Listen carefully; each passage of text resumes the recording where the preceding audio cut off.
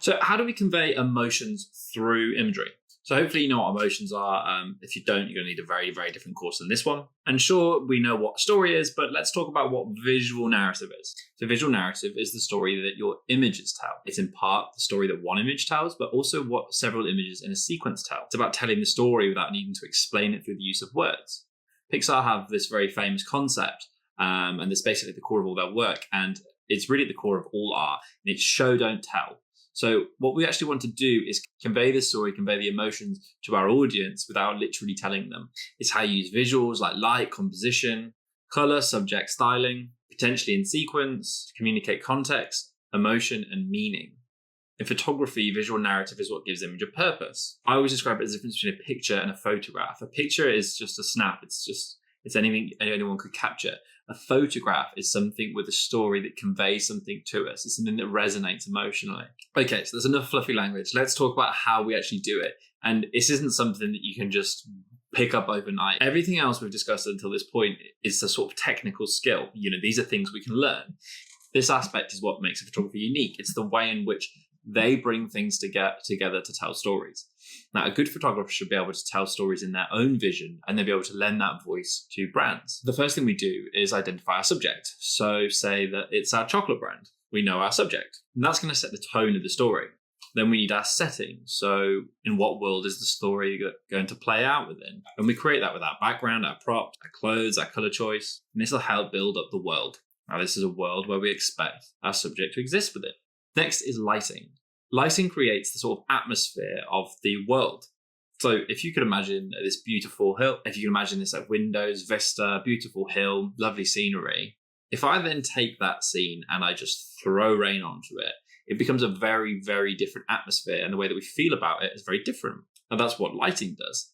If we have very harsh, strong, powerful lighting, it's going to feel very bold, very intense, kind of aggressive. But if we're doing this for our luxury chocolate brand, it doesn't make any sense. So what I want is really smooth lighting. I want it to be a bit dark, maybe. I want there to be dark shadows. I want it to be really soft. I want it to be really flattering, warm and inviting, because that's the story I'm trying to tell. Those are the emotions I'm trying to convey. Composition. So where things are actually placed in the frame.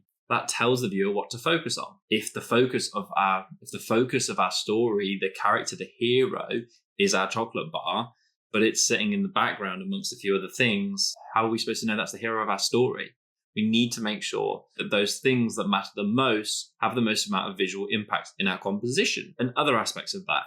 We can have quite a minimal composition where there's not a lot going on visually, and we just focus on color and shape and light, and it's very simple because our brand is very simple, it's very clear and straightforward. And then alternatively, we can have a very busy and quite complicated composition with what's going on, and that could be conveying a very exciting, fun, kind of bold and very playful brand.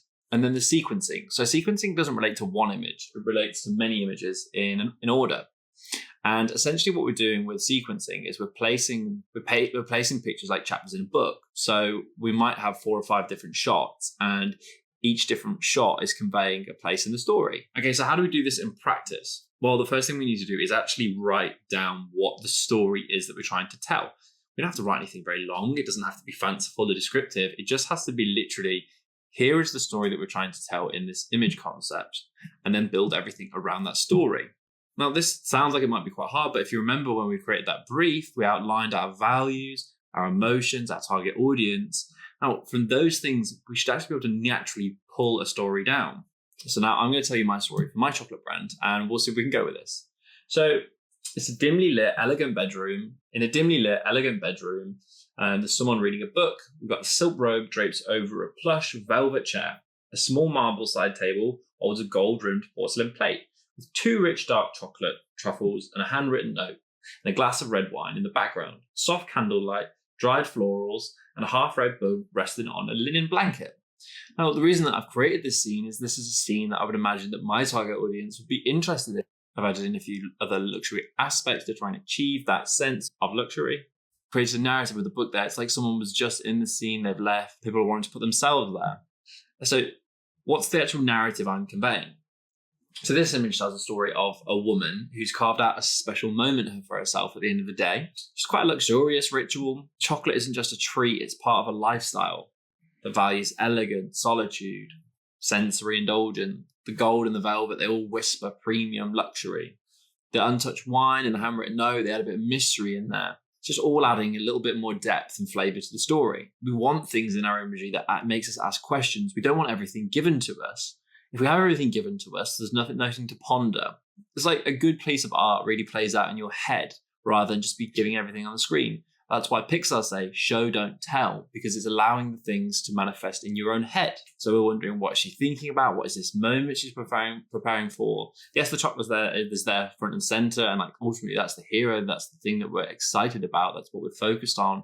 That little note, like I'm sitting there wondering, like, who's this note for? Like, what's the story going on? Now, on top of that, we need to note that the lighting, color palette, the model's facial expressions, they all convey emotion and tone. I can't just teach this to you, unfortunately. This is human tuition.